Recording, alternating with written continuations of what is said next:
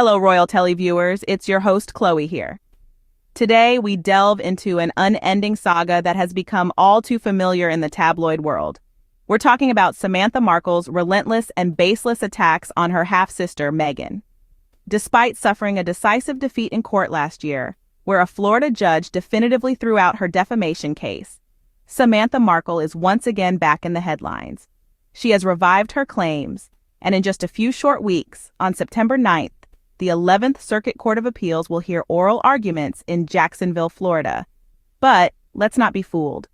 This isn't a new chapter. It's a desperate reread of an old, tattered script. The heart of Samantha's claim is that Meghan defamed her by stating in her interview with Oprah that she grew up as an only child.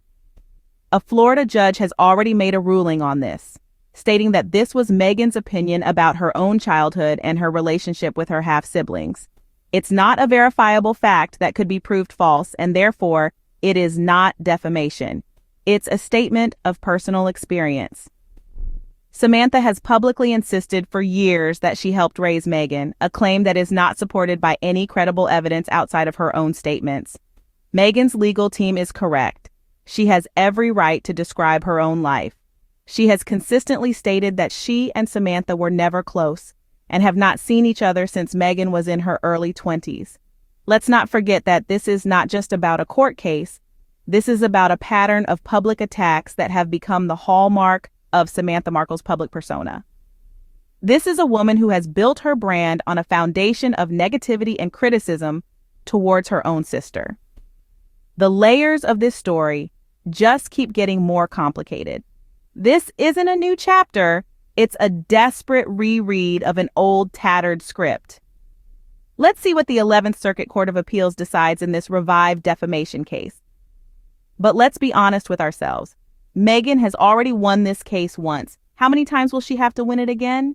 At the heart of this controversy, Samantha alleges Meghan defamed her during the Oprah interview. Samantha's claim hinges on Meghan's statement that she grew up as an only child. According to Samantha, this statement was a direct defamation of her. Yet a Florida judge has previously ruled that this was not a verifiable fact that could be proven false, but rather an expression of Meghan's personal experience and perception of her childhood. This brings us to the crux of the matter, the right to personal narrative. Meghan, like any individual, has the freedom to describe her own life. She has been consistent in asserting that she and Samantha were never close, and that they haven't seen each other since Meghan was in her early 20s. The narrative Samantha tries to spin, however, is drastically different. She has been publicly insisting for years that she played a significant role in raising Meghan, a claim that remains unsupported by any credible evidence beyond her own words. This is not a new chapter in the Markle family saga. It's a dog-eared page in an old, tattered script. The legal battle is merely the tip of the iceberg in a long, drawn-out public feud that has been defined by Samantha's relentless attacks on Meghan.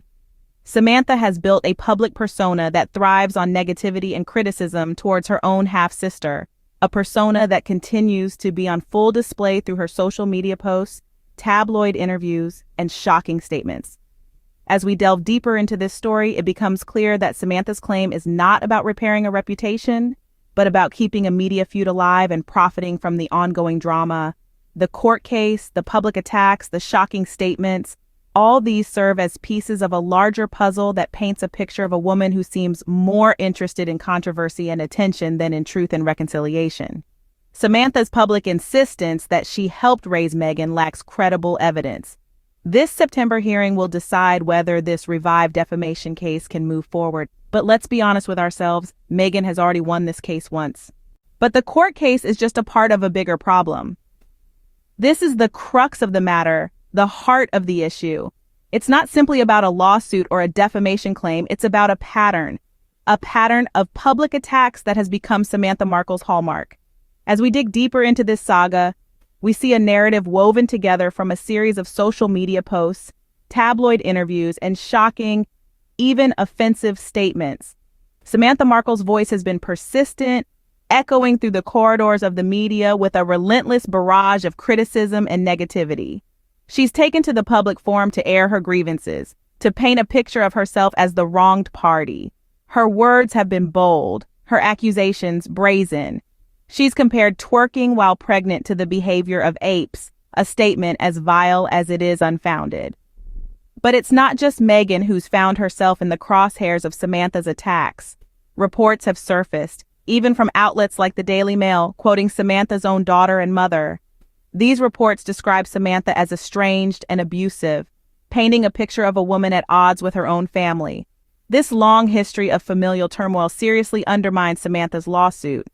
It raises questions about credibility, about motive. It suggests a narrative that is less about repairing a reputation and more about perpetuating a media feud. And this media feud isn't something that's just sprung up overnight. It's been years in the making, a slow burn that's been fueled by Samantha's persistent attacks, her constant criticism. It's a feud that's been kept alive, not by facts or evidence, but by a desire for drama, for attention. So as we look at the bigger picture, as we take a step back and look at the pattern of public attacks, we start to see a different story. This isn't about a court case. It's not about defamation or legal arguments. It's about a sister, a family, and the relentless pursuit of a media feud. This lawsuit seems less about repairing a reputation and more about keeping a media feud alive. The complications in this saga seem to be never-ending. Just when you think the plot couldn't thicken any further, enter Peter Tickton, Samantha Markle's attorney. You'd imagine that in such a high-profile case, your legal counsel would be beyond reproach. But alas, that's far from the truth here. Tickton himself is no stranger to controversy. Recently, he was sanctioned in a completely separate federal case. The judge ordered him to pay over $320,000 for misconduct, a severe professional setback, to say the least. It's like a poorly written soap opera, isn't it? Now, this doesn't directly affect Samantha's appeal, but it does raise eyebrows. It's like a storm cloud looming ominously over an already troubled landscape. It casts a long, very dark shadow over the entire legal strategy. It's like adding fuel to a fire that's already out of control. One can't help but wonder, how does this development reflect on Samantha's case? Does it reveal a pattern of behavior that has no place in a court of law?